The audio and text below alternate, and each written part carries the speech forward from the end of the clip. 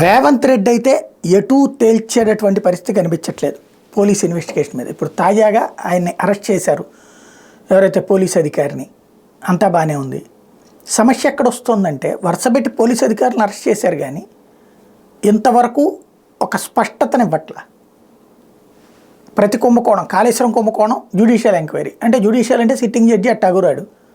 CBI దర్యాప్తుకి ఇవ్వడానికి ఏంటి భయం, ఈడీ దర్యాప్తుకి ఇవ్వడానికి ఏంటి భయం. అట్లాగే ఏదైతే ఇప్పుడు తాజాగా చెప్తున్నటువంటి కుంభకోణాలు కావచ్చు, ఫోన్ ట్యాపింగ్, టెలిగ్రాఫ్ చట్టం ప్రకారం కేసు పెట్టారు. మొట్టమొదటి టెలిగ్రాఫ్ చట్టం కేసు అది.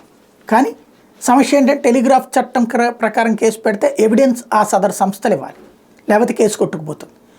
అది కేంద్ర సంస్థలు, అవి ఎప్పుడు ఇస్తాయి? సిబిఐయో ఈడీ అయితేనో ఇస్తాయి. అంటే ఒకళ్ళనొక్కళ్ళు కాపాడుకుంటున్నారా? ఎందుకంటే రేవంత్ రెడ్డిని ఆ రోజున అరెస్ట్ చేసి జైల్లో పెట్టినా ఆ తర్వాత మళ్ళీ ఆ కేసుని తేల్చకుండా చంద్రబాబుని రేవంత్ని కాపాడుకుంటూ వచ్చారు కేసీఆర్. అందుకోసం ఇప్పుడు కేసీఆర్ని కాపాడే పని రేవంత్ చేస్తున్నారా? ఇది పంచాయతీ రామోజీ గారు చేశారా? ఇది $1 మిలియన్ ప్రశ్న.